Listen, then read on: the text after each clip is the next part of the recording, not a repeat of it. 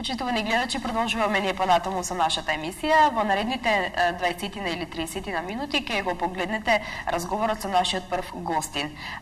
Тоа е господинот Војо Иванов, кој што има премногу животни во кај него и од различен вид. Денеска разговараме за хрчаците. Војо, добро ни дојде повторно во студиото. Добро утро, добро ве најдов, убав ден на сите ваши гледачи.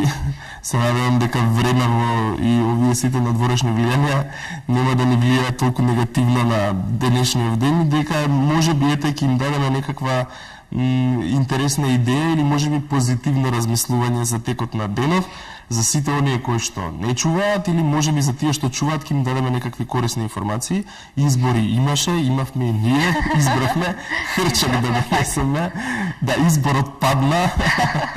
Во прв круг се вршивме тука за малиот или златен сириски хрчак. Сега повеќето од гледачите ќе можеби ќе се збунат пошто ги има сите во различни бои, но тоа е само разлика во вариететот.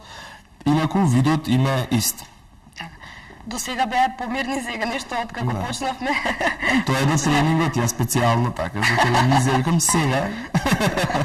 Не, едноставно им стана топло од рефлекториве, нели се аклиматизира и сега веројатно се во она полно расположение и во право светло, како всушност е и хрчак, едно мало глувче кое што е хиперактивно.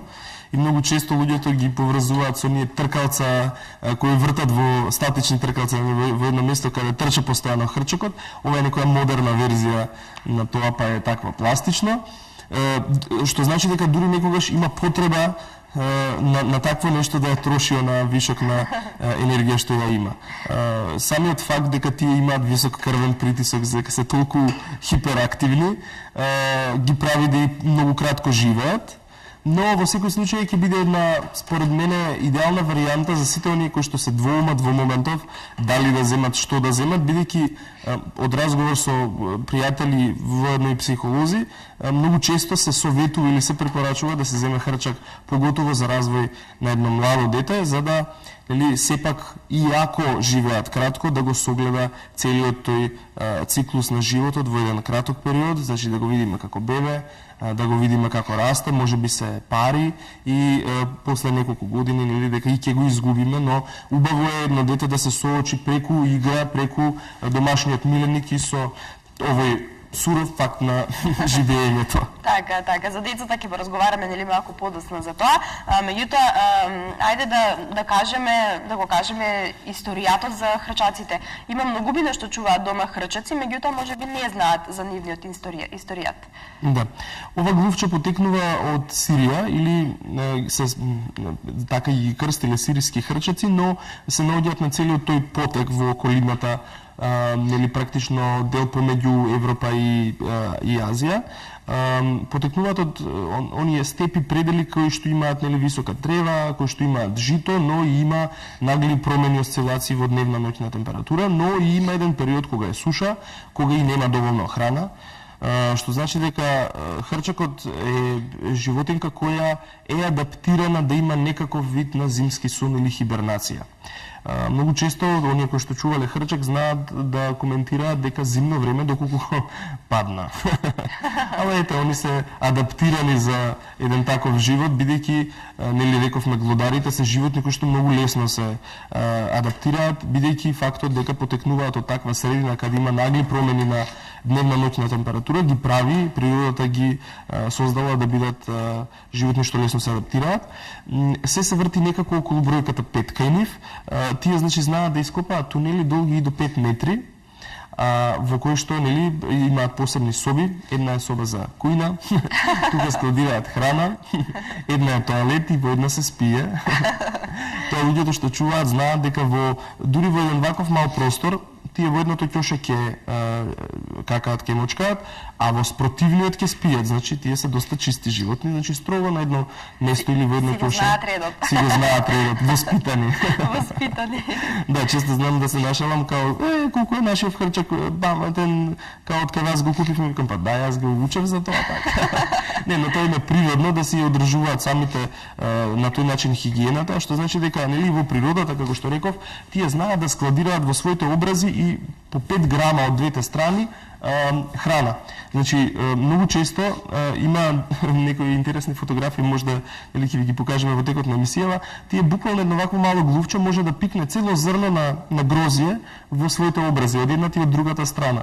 Значи, во тие кесички, кои што се наоѓаат и лево и десно, собира по 5 грама храна од житно потекло, и тие значи се качуваат на тлото, на површината, каде најчесто собираат жито, плодови, овошки, но копаат некогаш и корења, и во своите тунели се враќаат и тука ја враќаат храната, нели, се ја притискаат со раката и буквално пробуваат да ја исцедат таа храна која што горе ја собрале, и на тој начин си прават залихи на храна за, нели, оние не дай Боже моменти или периоди кога е суша.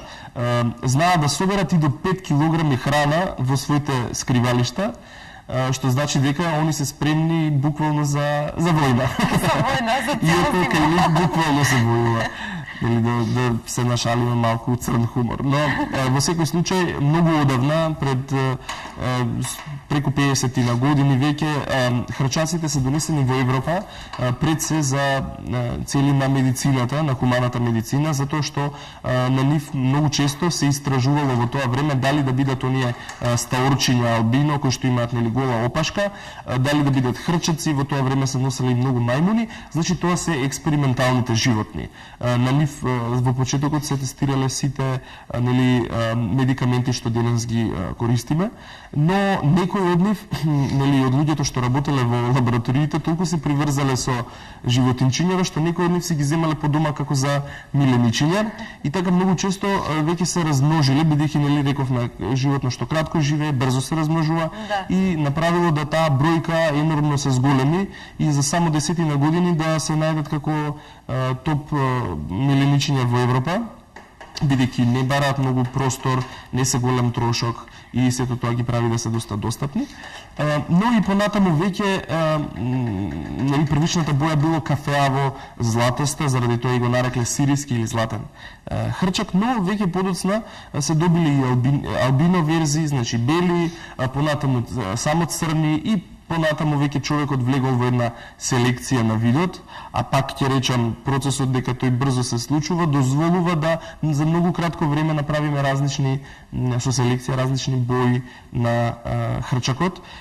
Сега дури гледачите ќе приметат некој од нив, ова што е сиво со белко и е веднаш до сината тацна, значи тоа е едно хрчаче кое што ќе има долги влакна, или ангорско, што значи дека ги направиле и да бидат долговлакнести, што значи дека тоа е еден исти вид. Значи се работи за златен сириски хрчак, но во неколку различни варијации на боја.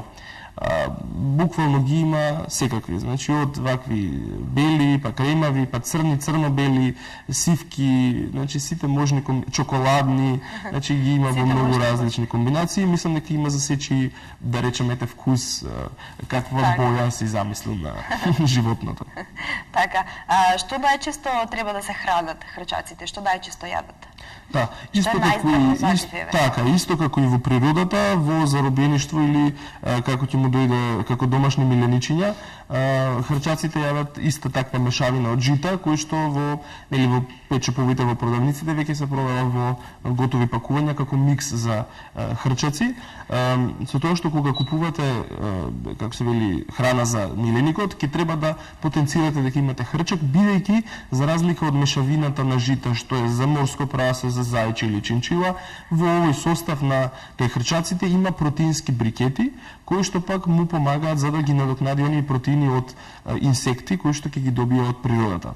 Значи во природа знаат често пати да каснат и некое штурче, црвче, да ископаат нешто во природата, како би се снашле со протеините кои што пак ќе им бидат неопходни за развој, за развиток, нели, на мускулната маса или ткивото, и особено, значи, во првите месеци од животот кога најмногу им требаат. Некогаш во заробеништво тоа го компензираме и со тврдоварено јајце, можеби малце јогурт, несолена урда, или гледам публиката веќе знае и малце храна за мачки да даде, значи неколку зрнца од храната за мачки во, да речем, период од секој 2-3 дена. Така.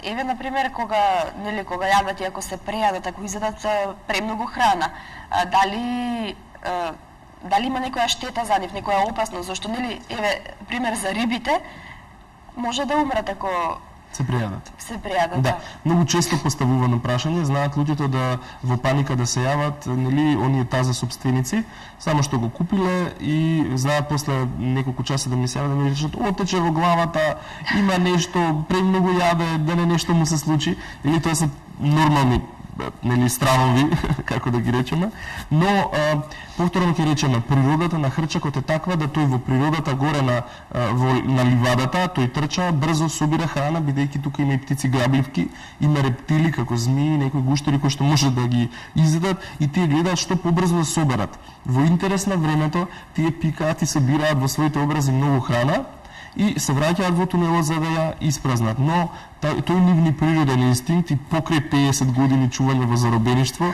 не може да го избегнеме, нели тоа е нивна природна страст да собираат храна, така што не се плашете ако во танирчето ставите многу храна, тој ја собере целата внатре, оди во некој ќоше, ја истори и ја покрие со пилевина, као никој не ја гледа.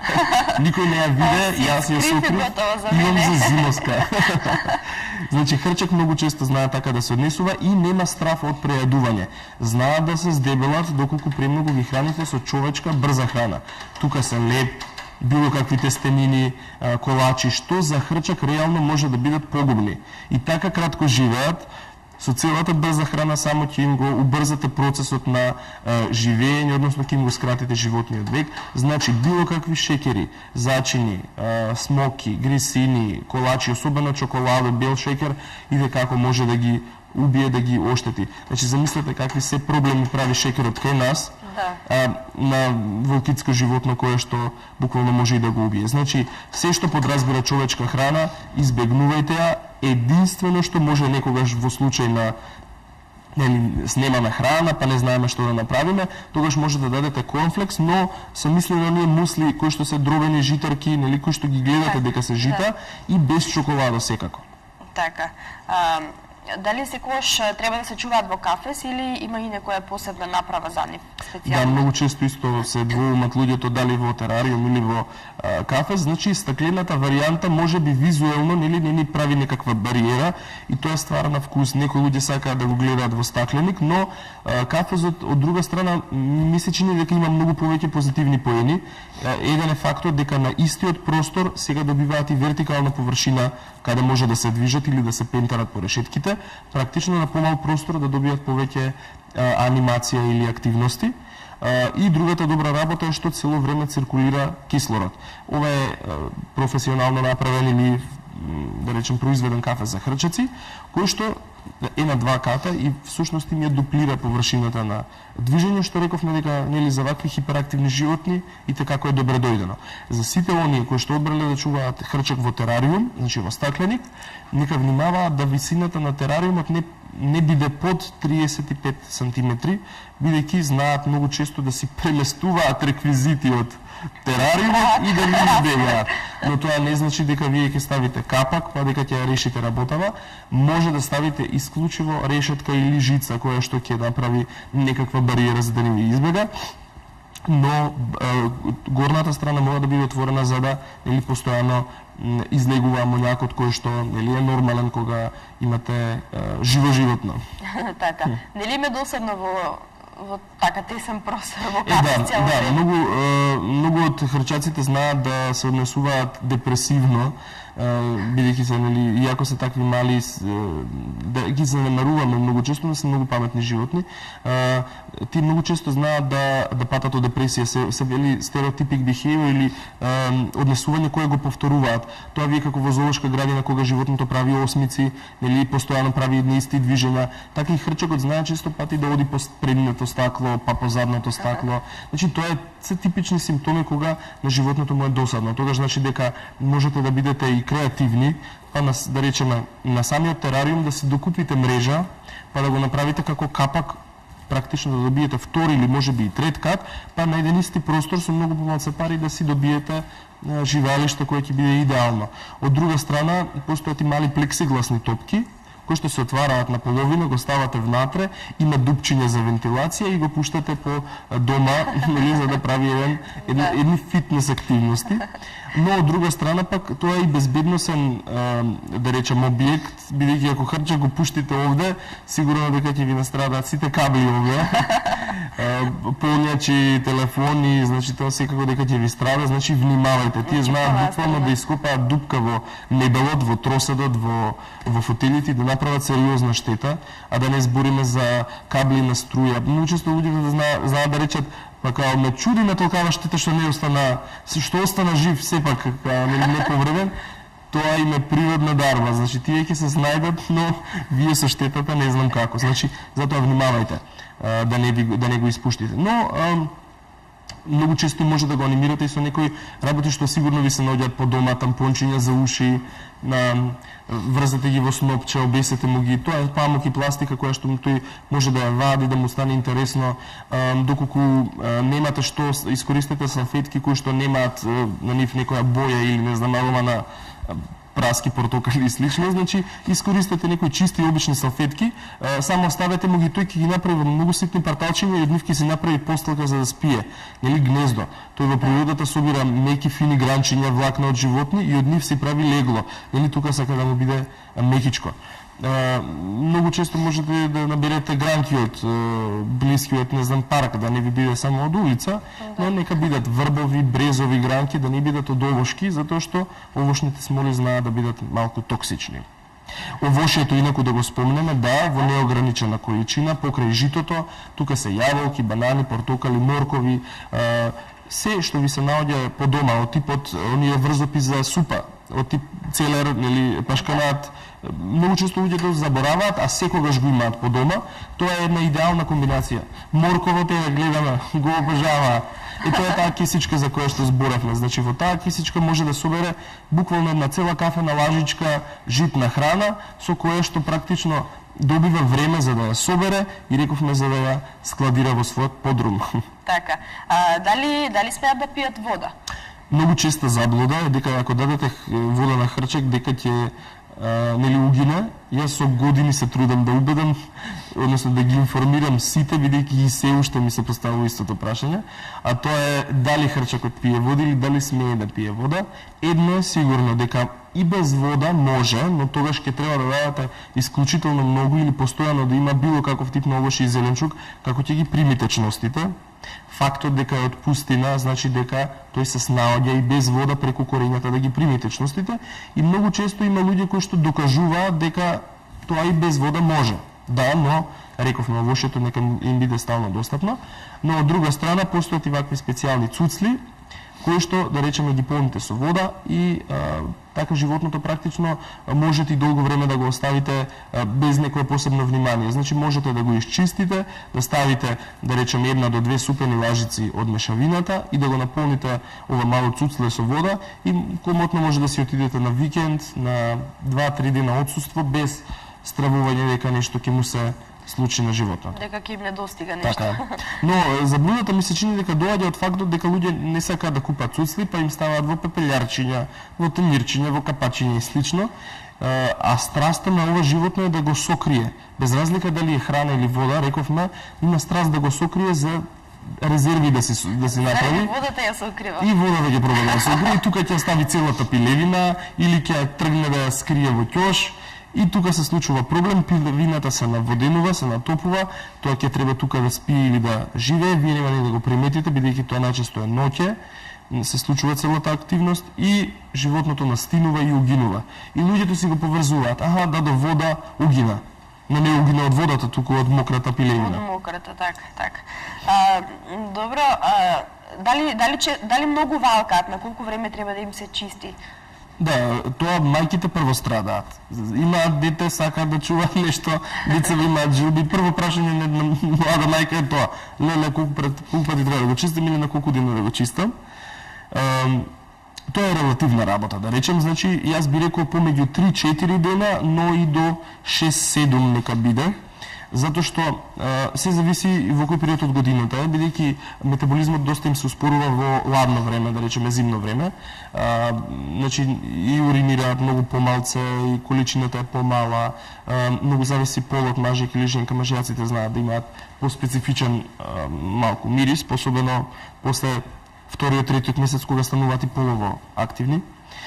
Но во секој случај мислам дека 3-4 дена е еден идеален период за да ја смените таа подлога. Користиме дрвена струготина за дното и ми се чини дека е тоа работа многу едноставна. Некои десетина минути ви требаат само да го преместите или хрчакот во некое кофиче, во некоја пластика, во некој контейнер и таа пилевина само да истурите и да ставите нова.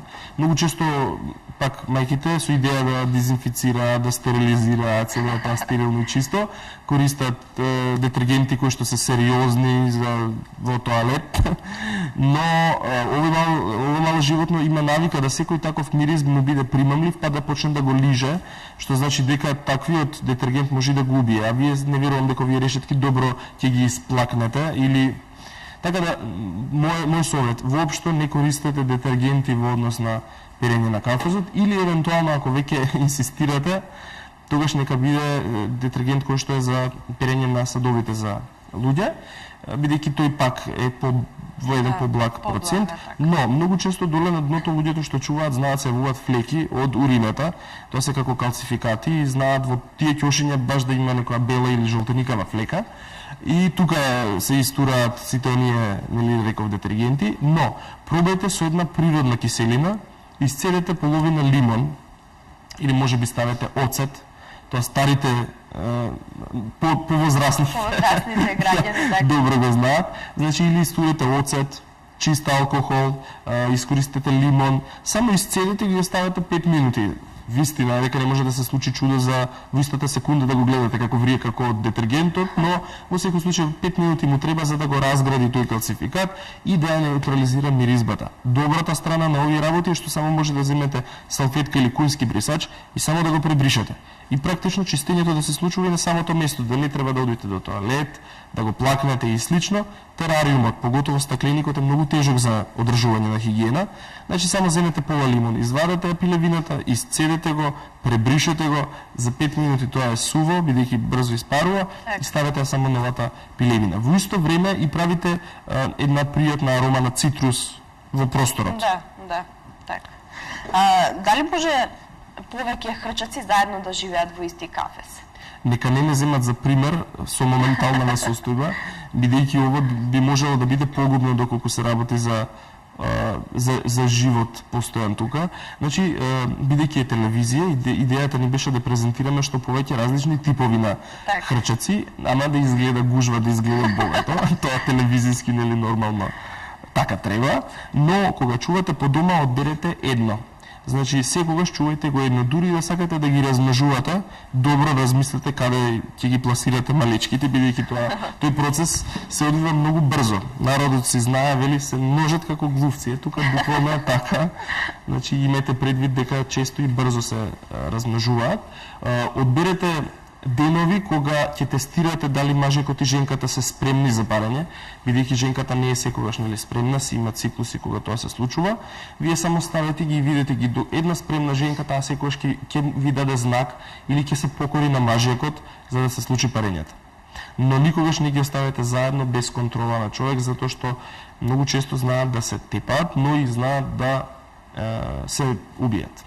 Значи знаат да бидат и канибали во одредена форма. Многу често се случува луѓе да се јават со фактот мајка беше и снема 3, ја видовме како јаде. Да, вистина, некогаш се случува и канибализам. Тоа го прави од неколку причини. Едната е да ги заштити, па тука често пати знае да нели изеде некое. А вториот факт е да ги изеде послабите кои што нели во периодот на бременост, но и на доењето на малечките и треба многу калциум. Значи тогаш ќе додавате урда, оние витамински камчиња, нели можете помрсни семења, кикирики, ореви, бадеми и слично.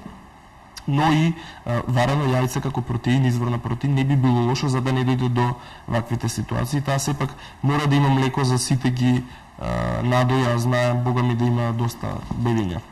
Така. Кажавме дека помалку живеат, нели, немаат долг век на живот, по колков им е периодот на живот? некаков просек е помеѓу 2, 3 до најмногу 4 години, но тоа многу зависи од тоа како е чувано животното, нели тоа и кај луѓе, исто кај сите живи суштества.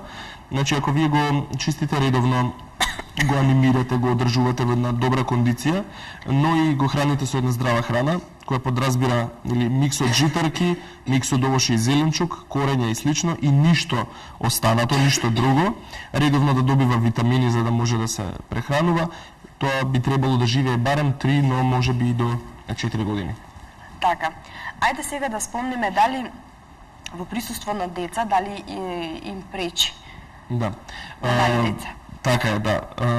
Многу добро е да знаат гледачите дека животното може да биде крајно интересно, но и едукативно за едно дете, бидејќи нели тука може да направат разлика дека животното си одржува само хигиена, се труди да врши тоалет, нели физиолошки потреби на едно место, па храна на друго место, па тука спие на трето, или ваквите кафези се уште поинтересни бидејќи нели си го поистоветуваат со нивниот дом, бидејќи доле е тоалетот, горе е спалната, нели убаво и едукативно за детето, но во секој случај тоа не значи дека може да спие во истата соба, бидејќи сепак доле користиме дрвена струготина која во одреден процент има и прашина која знае да некој од децата да ги иритира. Значи доколку се работи за дете осетливо и алергично на домашна прашина, на без разлика склоно на алергии од околината, хрчак не е баш препорачлив за да го чувате по дома и воедно било кој друг глодар, затоа што основата каде го чувате секогаш ќе биде